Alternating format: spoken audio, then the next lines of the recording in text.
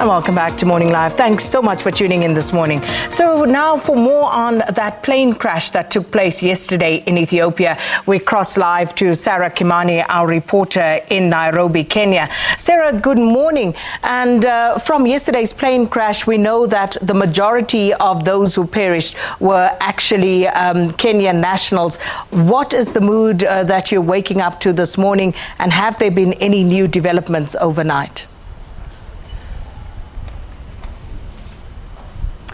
We're waking up to news that the Kenyan government sent two senior government officials to Ethiopia yesterday to be able to make follow-ups in terms of how the remains of those who perished in that crash will be brought home. We're also getting to know now, connect the dots, get to know the faces of the people who died. We know there was a journalist, we know there was a football official, we also know there was a priest, a nun, professionals who died in this crash. But I'm now at the United Nations offices in Nairobi, where if you see behind me, the United Nations flag is flying at half-mast because at least 19 members of the United Nations family died in that crash. 5 of them worked here at the United Nations office in Nairobi. We will be expecting a press briefing later because we understand also that some of those who died in yesterday's crash were actually coming here for the 4th United Nations Environment Assembly, which is due to begin in a few hours. We understand all the Italian nationals who died in that crash were actually coming here. So all the Canadians who were in that crash. And also we understand at least 9 Chinese nationals who died in that crash were coming here. French President Emmanuel Macron is also expected here later this week for that meeting. Sarah, I also saw that there were 4 people who carried UN passports. Is there any clarity on their identity at this stage? We don't know their nationalities, but the World Food Programme tweeted yesterday and said indeed those were their members of staff. Now the World Food Programme has several operations running in this part of the world because there is a conflict in South Sudan and hunger there in South Sudan. There is also neighboring Ethiopia, where parts of the country have also been hosting refugees, and so it is possible that they may have been coming from there or maybe going to South Sudan or the Democratic Republic of Congo. Big operations for the United Nations here. Where we are standing now is the headquarters of the United Nations environment. So quite a number of people would have been expected to be coming here for the meeting or reporting back to their duty station. Sarah, the Ethiopian government has declared a national day of mourning.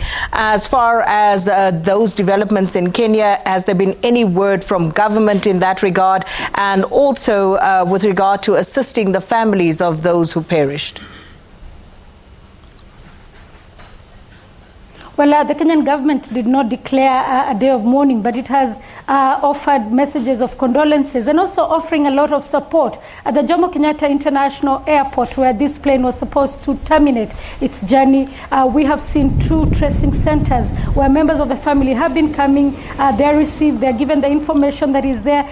And we understand that later on today, the government will be briefing them on what plans are there to begin to bring the remains of their loved ones home. There's also counseling services being offered there, because I'm sure if you have seen the footage of that crash, it is possible that the wait to get the remains of their loved ones will be quite a long one. And so counseling services also being offered at the Jomo Kenyatta International Airport.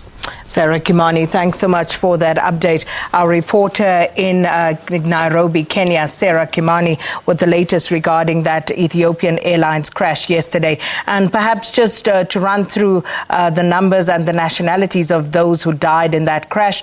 32 were Kenyan passengers, 18 Canadian, 9 Ethiopian, 8 Italian, 8 Chinese, 8 American, 7 British and 7 French nationals, 6 were Egyptian, 5 from the Netherlands, 4 were UN passport holders, 4 Slovakian, and then 3 each from Austria, Sweden and Russia, 2 each from Morocco, Spain and Poland, as well as Israel, and then 1 each from Belgium, Uganda, Sudan, Yemen, Togo, Norway, Ireland and Saudi Arabia. So those are the nationalities of the people who died in that Kenyan Airways crash yesterday.